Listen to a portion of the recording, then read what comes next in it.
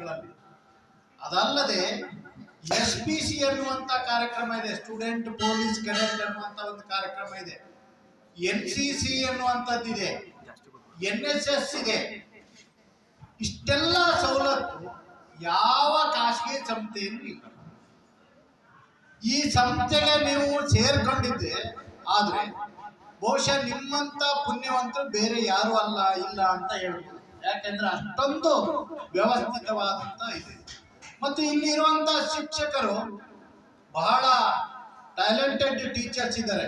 ಅನೇಕ ತರಬೇತಿಗಳಲ್ಲಿ ಸಂಪನ್ಮೂಲ ವ್ಯಕ್ತಿಯಾಗಿ ಮತ್ತು ಅವರವರ ವಿಷಯದಲ್ಲಿ ತುಂಬಾ ಹೆಚ್ಚು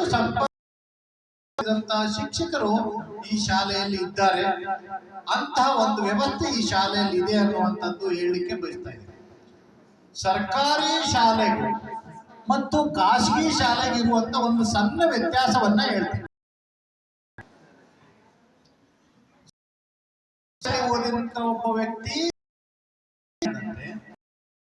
ಖಾಸಗಿ ಶಾಲೆಯಲ್ಲಿ ಓದಿದಂತ ವ್ಯಕ್ತಿ ಇಬ್ರು ಇಲಿ ಮೇಲೆ ಪ್ರಯೋಗ ಮಾಡುವಾಗ ಈ ಸರ್ಕಾರ ಓದುವಂತ ವಿದ್ಯಾರ್ಥಿ ಪ್ರಯೋಗ ಮತ್ತು ಖಾಸಗಿ ಶಾಲೆಯಲ್ಲಿ ಓದ್ತಾ ಇರುವಂತ ಎರಡೂ ಒಂದೇ ಆಗಿದೆ. ಇಲಿ ಮೇಲೆ ಪ್ರಯೋಗ. ಖಾಸಗಿ ಶಾಲೆಯ ಸಂಸ್ಥೆಯ ವಿಜ್ಞಾನಿ 2 ರಂಧ್ರ ಮಾಡಿರ್ತಾನೆ ಇಲ್ಲಿ ಹೋಗ್ಲಿಕ್ಕೆ. ಜನ ಎಲ್ಲ ಕೇಳ್ತಾರೆ ಯಾಕೆ 2 ರಂಧ್ರ ಮಾಡಿದ್ರಿ ಅಂತ. ದೊಡ್ಡಿಲಿ ಹೋಗ್ಲಿಕ್ಕೆ ಒಂದು ದೊಡ್ಡ ರಂಧ್ರ, ಚಿಕ್ಕಿಲಿ ಹೋಗ್ಲಿಕ್ಕೆ ಚಿಕ್ಕ ರಂಧ್ರ. ಈ ಗೌರ್ಮೆಂಟ್ ಶಾಲೆಯಲ್ಲಿ ಓದಿದಂತ ವಿಜ್ಞಾನಿ ಒಂದೇ ರಂಧ್ರ ಮಾಡಿರ್ತಾನೆ. ಅವನು ಖಾಸಗಿ ಶಾಲೆಯಲ್ಲಿ ಓದಿದಂತ ವಿಜ್ಞಾನಿ